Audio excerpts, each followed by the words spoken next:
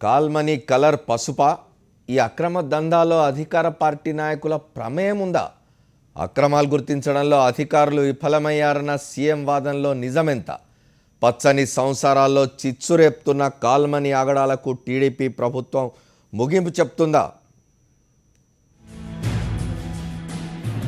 Call money కథలు ఒక్కొక్కటిగా బయటపడుతున్నాయి.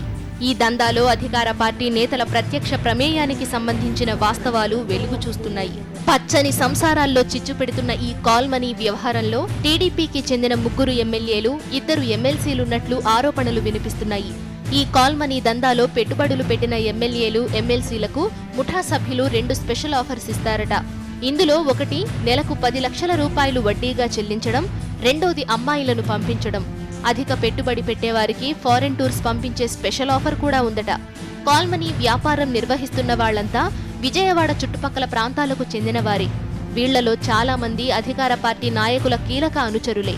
Call money ముఠా సభ్యుల బారిన పడిన బాధితుల్లో కనీసం 300 మంది మహిళలున్నట్లు పోలీసుల విచారణలో తేలింది. కాల్మనీ దందా ఎప్పటి నుంచో సాగుతోంది. అయితే టీడీపీ అధికారంలోకి వచ్చిన తరువాత ముఠా ఆగడాలు శృతిమించుతున్నాయి.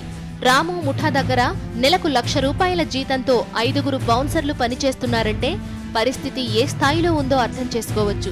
మహిళలను బెదిరించి లొంగ తీసుకోవడం, వాట్సాప్ ద్వారా బెదిరింపులకు పాల్పడటం, అశ్లీల మెసేజ్లు పంపించడం, యుక్త వయస్సు అమ్మాయిలను తాము చెప్పిన వారి దగ్గరకు పంపమని హుకుం జారీ చేయడం, మాట వినకపోతే నిర్బంధించి కొట్టడం వంటి కాల్మనీ ముఠా అరాచకాలు పోలీసుల దృష్టికి వచ్చాయి.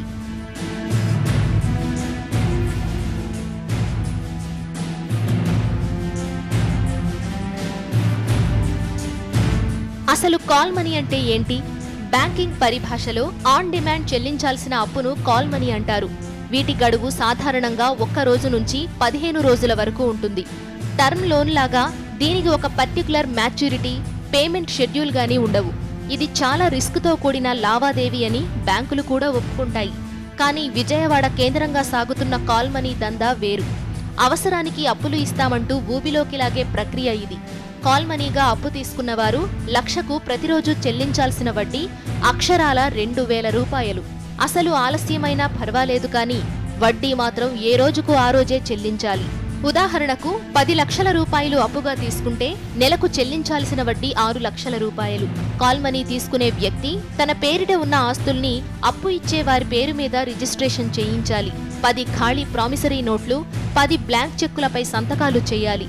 అప్పు తీసుకున్న వాళ్లు నిర్దేశిత సమయంలోపు అప్పు తిరిగి చెల్లించకపోయినా, వాళ్లు చేస్తున్న వ్యాపారం దివాలా తీస్తున్నట్టు అనుమానం వచ్చినా కాల్మనీ ముఠా వారి ఆస్తులను స్వాధీనం చేసుకుంటుంది. అప్పు చెల్లించకుంటే తమ దగ్గరున్న చెక్కులు, నోట్లతో కోర్టులో కేసులు వేస్తామని బెదిరిస్తారు. అప్పటికి అప్పు చెల్లించకపోతే కోర్టుకు వెళ్లి మిగిలిన ఆస్తులేమైనా ఉంటే వారు స్వాధీనం చేసుకుంటారు. అదే క్రమంలో మహిళలపై లైంగిక దాడులకు పాల్పడుతుంటారు. ఈ వసూళ్లకు ప్రత్యేక బలగాలు ఉన్నాయి. విజయవాడలో కాల్మనీ దందా నిర్వహించే సిండికేట్లు దాదాపు 50 వరకు ఉన్నట్లు సమాచారం. ఒక్కో సిండికేట్లో 10 నుంచి 15 మంది పెట్టుబడి పెడతారు. గతంలో డైలీ ఫైనాన్స్ నిర్వహించిన వాళ్లంతా సిండికేట్గా మారి కాల్మనీ వ్యాపారం చేస్తున్నారు. మధ్యతరగతి వ్యక్తుల వ్యాపారాలు, లిక్కర్ షాపులకు వీళ్లు కాల్మనీ ఇస్తుంటారు. గంట వ్యవధిలో 20 కోట్ల హార్డ్ క్యాష్ సమకూర్చే సిండికేట్లు కూడా ఉన్నాయంటే ఏ స్థాయిలో ఈ బిజినెస్ సాగుతుందో అర్థమవుతుంది. ఈ వ్యాపారానికి ఎటువంటి అనుమతులు, లైసెన్సులు ఉండవు.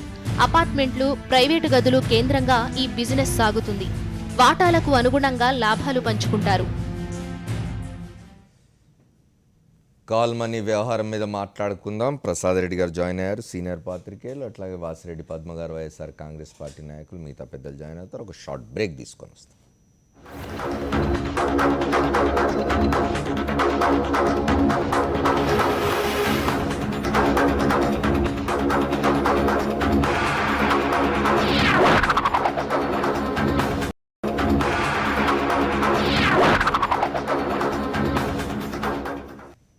Welcome back to the fourth estate. మనం విజయవాడ కేంద్రంగా సాగుతున్న కాల్మనీ దందా గురించి మాట్లాడుకుంటూ ఉన్నాం. ఒకటి వెనుక ఒకటి తెలుగుదేశం ప్రభుత్వాన్ని ఇబ్బంది పెట్టే విషయాలు బయటకు వస్తూ ఉన్నాయి. తాజాగా కాల్మనీ దందా బయటకు వచ్చింది. రాష్ట్ర ప్రభుత్వ నిఘా వర్గాలు ఉన్నాయి, పోలీస్ శాఖ ఉంది. అయినా సరే ఇట్లాంటి విషయాలు ఇప్పటి వరకు బయటికి రాకపోవడం అనేది చాలా అన్యాయం. దాని గురించి ప్రసాద్ రెడ్డి గారితో ముందు మాట్లాడదాం. ప్రసాద్ రెడ్డి గారు, ఇందులో ఉన్న రాజకీయ కోణం మాట్లాడుకోవచ్చు, ఆర్థిక కోణాలు కూడా మాట్లాడుకోవచ్చు. నిజానికి ₹1,00,000 అప్పు తీసుకుంటే రోజుకు ₹2,000 వడ్డీ కట్టాల్సిన పరిస్థితి. ఇట్లాంటి వ్యాపారం అంటే నెలకు 6 లక్షలు, ₹1,00,000 వడ్డీ తీసుకుంటే నెలకు ₹6,00,000 దాకా, 10 లక్షలు వడ్డీ తీసుకుంటే నెలకు 6 లక్షలు వడ్డీయే కడుతున్నారు.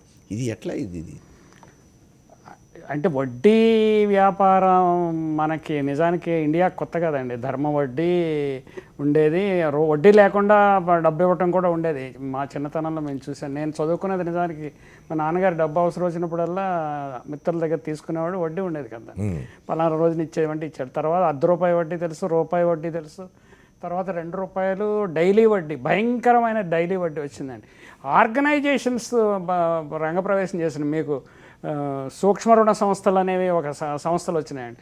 అది మైక్రో ఫైనాన్స్ సంస్థలు. దాని మీద తీవ్రమైన పోరాటం చేసిన అనేక మందిలో నేను కూడా ఉన్నాను. నేను ఒక పత్రికలో, అంటే కాల్ మనీకి మైక్రో ఫైనాన్స్కి తేడా ఏం లేదా? అసలు వడ్డీ వ్యాపారమేనండి. దీనికి అన్ని కాబూలి వడ్డీ అనండి, షైలాక్ వడ్డీ అనండి, లేకపోతే మార్వాడి వడ్డీ అనండి. ఇది భయంకరమైన వడ్డీ. ఏంటంటే private lenders they are getting organized, more ఎక్స్ప్లాయిటేటివ్గా తయారవుతుంది అంతే. దానికి నిజానికి అంతకంటే ఇది సిగ్గుపిడిచిన వడ్డీ వ్యాపారం అండి అంతే. అంతకుముందు కొంచెం ఏదో ధర్మ వడ్డీ అని ఏదో సహాయం చేయటం ఇట్లా ఉండేది. ఇది సిగ్గుపిడిచిన వడ్డీ వ్యాపారం. కాల్ మనీ అనేది ఒక పెద్ద కొత్త పేరు ఇచ్చారు దీనికి, అంతకంటే ఏం లేదండి. సూక్ష్మ రుణ సంస్థలు చేసిన దోపిడీలో కూడా వడ్డీలు ఎక్కేస్తే మీకు 52% వడ్డీ వచ్చిన పరిస్థితి ఉందండి. దాని మీద తీవ్రమైన పోరాటం చేస్తే కేంద్ర స్థాయిలో కాంగ్రెస్ నాయకులకు అతి సన్నిహితంగా ఉండే ఒక వ్యక్తి ఫస్ట్ పబ్లిక్ లిమిటెడ్ కంపెనీని ఏర్పాటు చేసి షేర్స్ ఫ్లోట్ చేసి విదేశాల నుంచి డబ్బులు తెచ్చి వెంచర్ ఫండ్ ద్వారా డబ్బులు తెచ్చి ఇక్కడ చేస్తే, కాకపోతే గ్రౌండ్ లెవెల్లో జరిగిన దోపిడీని మనము అన్ని మీడియాని ఎక్స్పోజ్ చేయడం వల్ల బయటకు వచ్చిందండి. ఇప్పుడు కూడా ఈ కాల్ మనీ దౌర్జన్యాన్ని మీడియాయే బయటికి తెచ్చింది తప్ప ఎవరు తీసుకురాలేదండి. పోలీసులు, మీడియా చాలా గట్టిగా ప్రయత్నిస్తే తప్ప దీన్ని ఆపలేము. అప్పుడు సూక్ష్మ రుణ సంస్థల మీద జరిగిన దీని మీద దోపిడీ మీద ప్రభుత్వం చాలా తీవ్రంగా స్పందించింది. అప్పటి ఆ సూక్ష్మ రుణ సంస్థ అధినేత మన స్థానిక కాంగ్రెస్ నాయకులు కూడా అత్యంత సన్నిహితుడు, బంధువు కూడా. అయినా కానీ అతని ఆట కట్టేశారు. కంపెనీ ఆల్మోస్ట్ మూతపడే పరిస్థితి వచ్చింది. దాన్ని మళ్ళీ ఇటీవల కాలంలో రివైవ్ చేసి సూక్ష్మ రుణ సంస్థలు క్రమంగా మళ్ళీ చాప కింద నీరులాగా వస్తున్నాయండి. వాటి వడ్డీలు లెక్కేస్తే 30 to 50% వడ్డీ ఉందండి. ఇప్పుడు కాల్ మనీ కూడా అదే. కాల్ మనీ ఏంటంటే ఇది ఇక సిగ్గులేని వడ్డీ వ్యాపారం అనమాట. వాళ్ళు ఏంటంటే ఒక కంపెనీ, ఒక పద్ధతి ఉండేది. ఇప్పుడు భయంకరమైన దోపిడీ, సెక్స్ ర్యాకెట్, ఎక్స్ప్లాయిటేషను, ఎన్ని రకాల ఎక్స్ప్లాయిటేషన్ కూడా చాలా అనైతికమైనది. అది వేరే చెప్పక్కర్లేదు, దాని మీద తీవ్రంగా చర్చ జరుగుతూ ఉంది. కానీ ఏంటంటే ఈ పరిస్థితి రావడానికి కారణం ఏంటంటే మనం మూలాల్లోకి వెళ్ళాలి. సమస్య గురించి చాలామంది చర్చిస్తున్నారు. మూలాలు ఏంటంటే మనకి ఇంకా క్రెడిట్ అందని వర్గాలు చాలా ఎక్కువగా ఉన్నాయి. వాటికి అవసరమైన పద్ధతుల్లో, అవసరమైన రీతిలో, అవసరమైన సమయంలో క్రెడిట్ ఇప్పటికీ అందట్లేదు. బ్యాంకింగ్ సెక్టర్ని ఇందిరాగాంధీ జాతీయం చేసింది. తర్వాత చాలామంది వచ్చి రుణాల మాఫీ చేశారు, రుణాలు పెంచారు, 2 రెట్లు పెంచాం, 3 రెట్లు పెంచాం, గ్రామీణ రంగానికి, రైతులకు అంటున్నారు. కానీ ఎక్స్ప్లాయిటేషన్ విపరీతంగా, ప్రైవేటు వడ్డీ వ్యాపారికి అవకాశం లేకుండా వ్యవస్థీకృత రంగ బ్యాంకింగ్ సెక్టర్ రుణాలు ఇవ్వాల్సింది ఉన్నది, పరపతి కల్పించాల్సి ఉన్నది. అలా కల్పించడంలో ఘోరంగా విఫలం కావడం వల్ల ఇవన్నీ అవకతవక చర్యలు అన్నీ వస్తున్నాయి. దీనికి ప్రభుత్వాలు బాధ్యత వహించాలండి. కేంద్ర ప్రభుత్వము, రాష్ట్ర ప్రభుత్వము, రోసయ్య గారి ప్రభుత్వానికి I should give the credit. ఆయనకి నేనేం అభిమాని కాదు. ఆయన సూక్ష్మ రుణ సంస్థలప్పుడు తీవ్రంగా స్పందించి సూక్ష్మ రుణ సంస్థల కార్యకలాపాలని ఆపేశారు. బ్యూరోక్రాట్ ఎవరు, ఆయన పేరు నాకు గుర్తు రావట్లేదు, విజయ్ కుమార్ ఎవరు, చాలా చక్కగా పనిచేసి కేంద్రాన్ని, రాష్ట్రాన్ని ఒప్పించి, రిజర్వ్ బ్యాంక్ని ఒప్పించి ఈ రకమైన వ్యాపారం ఆంధ్రప్రదేశ్లో జరగడానికి వీల్లేదనే నిర్ణయం చేశారు. ఇప్పుడు గౌతమ్ సవాంగ్ గారు కూడా అంతే నిజాయితీతోటి, చిత్తశుద్ధితోటి చేస్తేనే ఈ ర్యాకెట్ కొంతైనా. ప్రసాద్ రెడ్డి గారు, Gautam Sawang is only police commissioner of Vijayawada city. Gautam Sawang చేతిలో మొత్తము పాలసీ డెసిషన్స్ ఇవన్నీ ఉండే అవకాశం లేదు. పైనుంచి ఏం చెప్తే అది చేయాలి. అది అట్లా పెడితే రెస్పెక్ట్ యూ, మీరు ఒక నిజాయితీ గల కమిటెడ్, నేను అందుకనే ఆఫీసర్ పేరు కూడా చెప్పాను, నా పేరు సరిగ్గా గుర్తులేదు. ఒక committed officer can do wonders. రాజకీయ నాయకులు కూడా క్లిష్ట సమయంలో తప్పు చర్యలు తీసుకోవడానికి people eyes are focused on them. But ఇక్కడ ముఖ్యమంత్రి గారు నెపన్న అధికారం మీద నెట్టేస్తున్నారు. మీకు అప్పుడే ఆల్రెడీ ఒక ఉన్నత పోలీసు అధికారి టీడీపీ వాళ్ళకి సంబంధం లేదని చెప్పినట్టుగా వార్తలు వచ్చినాయి, కానీ అది విస్తృతంగా రాలేదు, ఒక పత్రికలో మాత్రం వచ్చింది. అంటే క్లీన్ చిట్, అసలు విచారణ జరగకుండానే క్లీన్ చిట్ అయితే ప్రయత్నం జరుగుతుంది. అలాంటిది ఏమైనా జరిగితే జరగవచ్చు కూడా, నేను ఐఎమ్ నాట్ డెనయింగ్ ఇట్.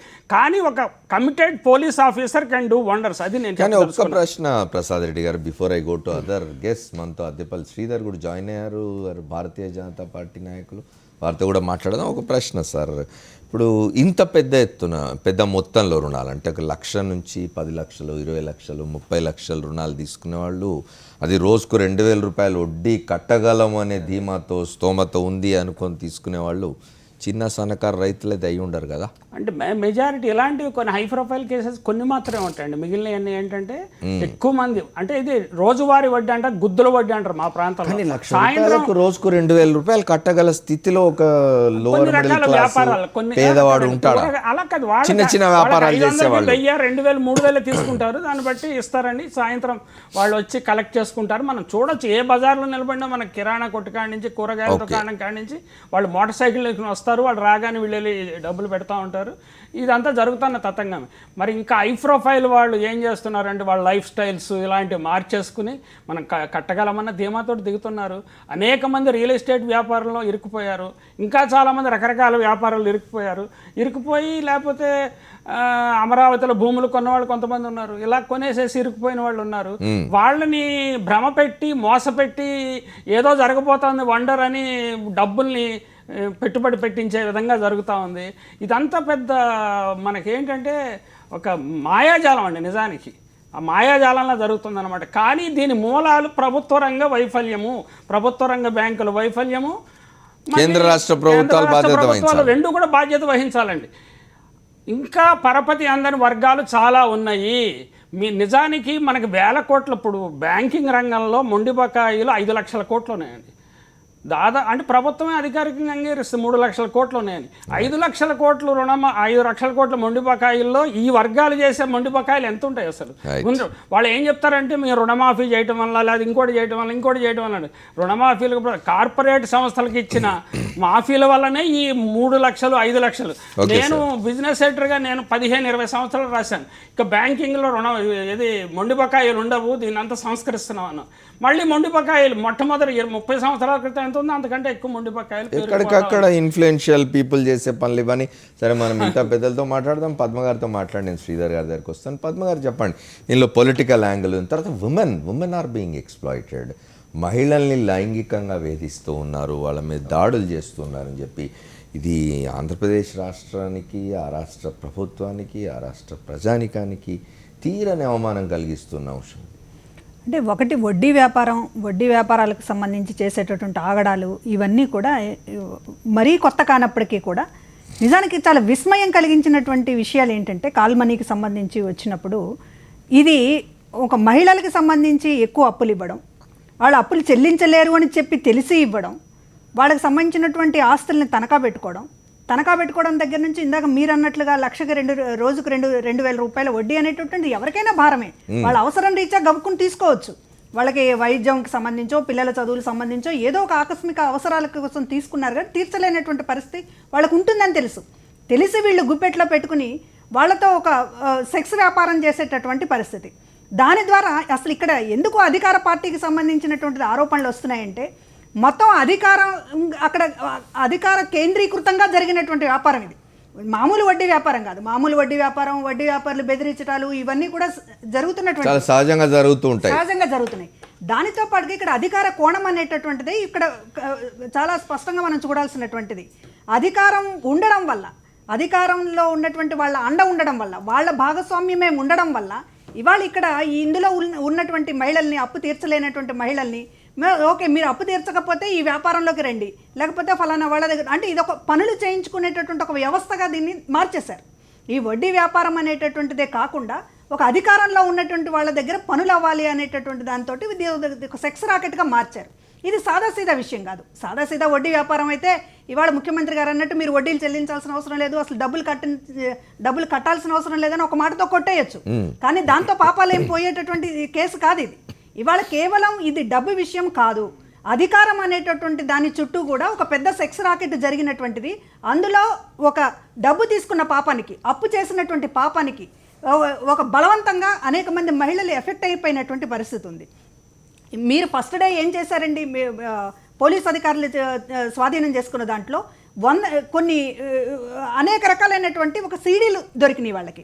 వీళ్ళని బ్లాక్మెయిల్ చేసినటువంటి మహిళల్ని బలవంతం చేసి దాదాపు 20,000 డాక్యుమెంట్స్ 3 బస్తాలు అని అంటున్నారు.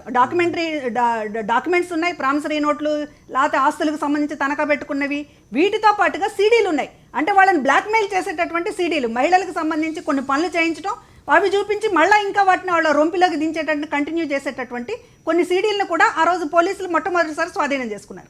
ఇంత తతంగం జరిగిన తర్వాత మీరు ఆ సీడీలకు సంబంధించినటువంటిది అసలు మహిళల వ్యవహారం లేదు, ఇది ఏదో కేవలం ఒక ఫైనాన్స్ వ్యవహారం, ఇది ఒక వడ్డీ వ్యాపారం అనేటటువంటిది ముఖ్యమంత్రి గారు ఎట్లా చెప్తారు? లేకపోతే ఒక పోలీసు ఉన్నతాధికారి అయినా ఇందులో ఎవరి ప్రమేయం లేదు, అధికారుల ప్రమేయం ఉందని మేము ఇంకా అనుకోవడం లేదు అనేటటువంటిది మీరు అసలు ఎందుకు అనుకోకూడదు?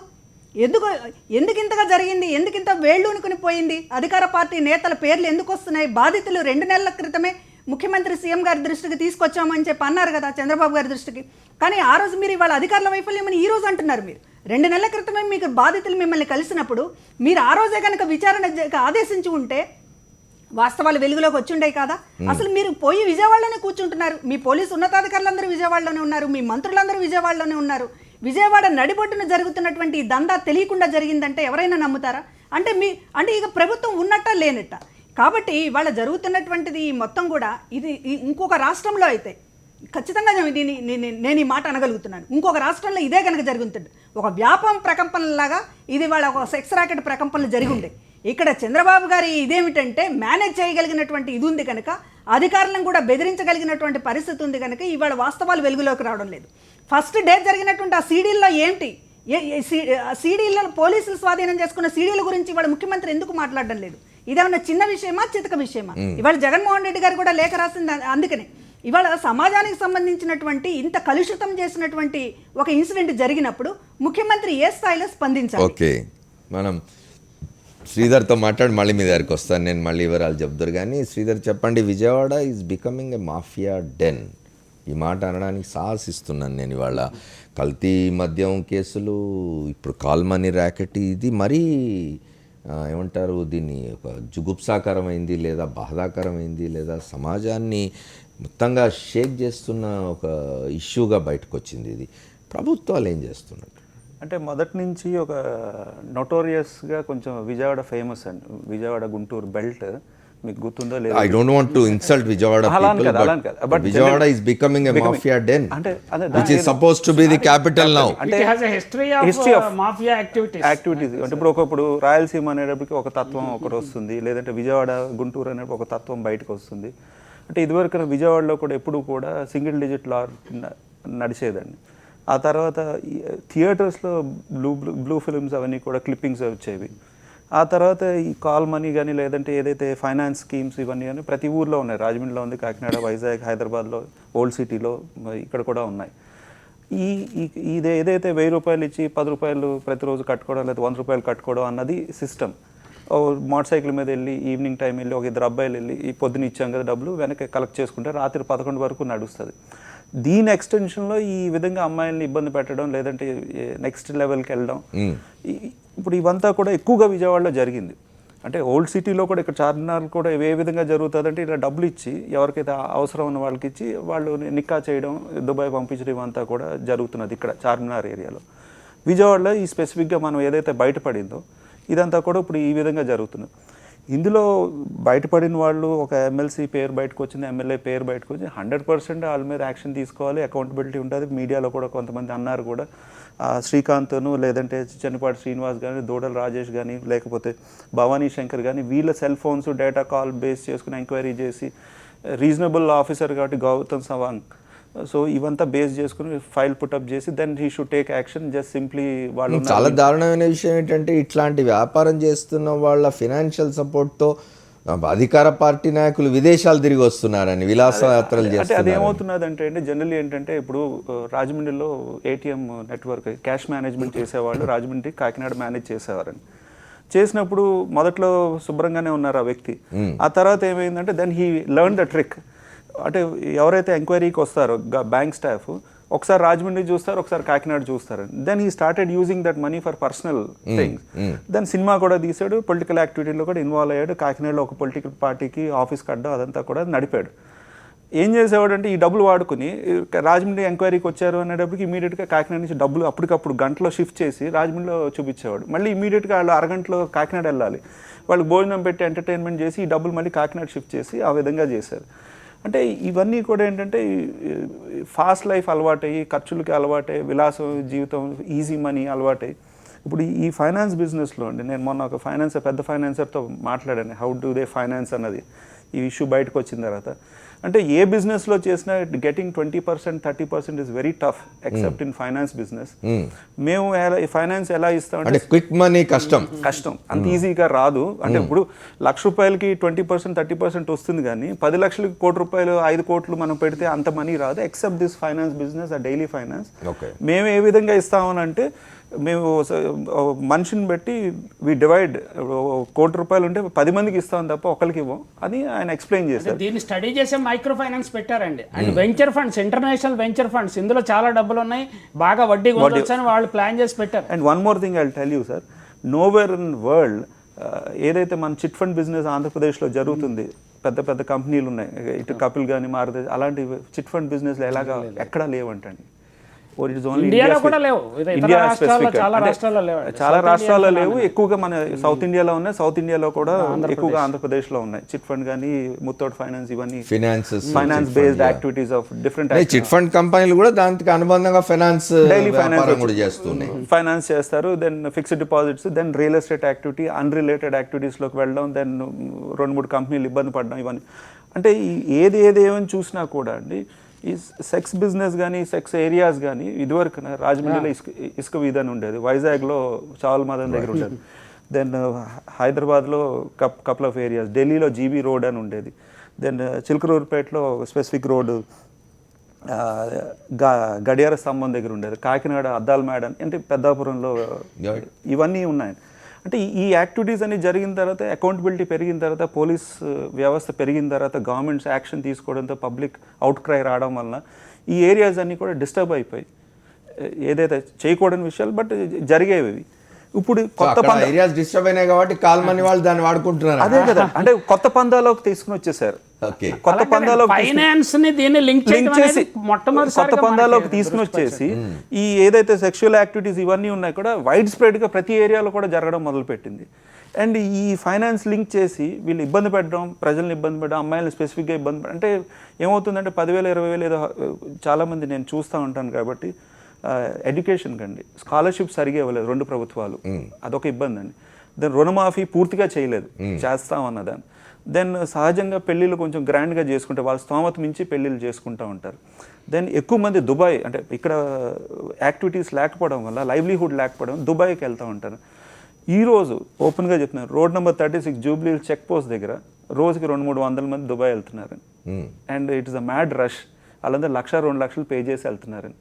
అందులో ఎంతమంది బాగుపడతారు, ఎంతమంది ఇబ్బంది పడతారు అన్నది we should watch. But don't you think governments have a responsibility to stop all this? 100%.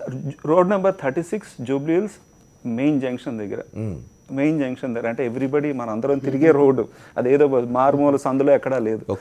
అక్కడ ఇదంతా చెప్పడం ద్వారా ఫైనాన్స్ ని సెక్స్ ని మిక్స్ చేయటాన్ని ఏమైనా డైల్యూట్ చేస్తున్నారు నాకు అనుమానం వస్తుంది సార్. అలా అని కాదు, డైల్యూట్ కాదు sir. See how the things are happening. ఇప్పుడు దుబాయ్ అన్నది కూడా మేజర్ ఇష్యూ. అంటే ఎందుకని అంటే 2-3 లక్షలు వాళ్ళ స్తోమత మించి అప్పులు 4 చోట్ల తీసుకుని వచ్చి, అంటే ఇప్పుడు ఒక వ్యక్తికి చెప్తున్నాను, కొడుకు దుబాయ్ వెళ్ళిపోయాడు, ఇక్కడ ఎవరెవరు చూస్తున్నారంటే వాళ్ళ సిస్టరును వాళ్ళ మదరు ఉన్నారు. ఇక్కడ అకౌంటబిలిటీ ఎవరు అని అంటే వాళ్ళ సిస్టరు మదర్ అకౌంటబిలిటీ. ఇక్కడ దుబాయ్లో అతను సంపాదిస్తే పంపిస్తాడు, అక్కడ దుబాయ్లో అందరికీ కూడా ఫేవరబుల్గా లేదండి. 80% ఇబ్బంది పడుతున్నారు దుబాయ్లో, ఓన్లీ 20% ఏమో డబ్బులు వెనక్కి పంపిస్తున్నారు. కానీ విజయవాడ స్టోరీ డిఫరెంట్ అనుకుంటా అండి. మిక్స్ చేయడం అనేది అలా కాదు, అలా అంటే ఇది ఏమవుతుందంటే ఈ డబ్బులు వాడుకున్న తర్వాత అకౌంటబిలిటీ వచ్చేది లేడీస్ మీద పడుతున్నది, అక్కడ ఇబ్బంది పడుతున్నారు. అప్పులు తీర్చాల్సిన బాధ్యత స్త్రీల మీద పడుతున్నది కాబట్టి స్త్రీలను ఎక్స్‌ప్లాయిట్ చేయడానికి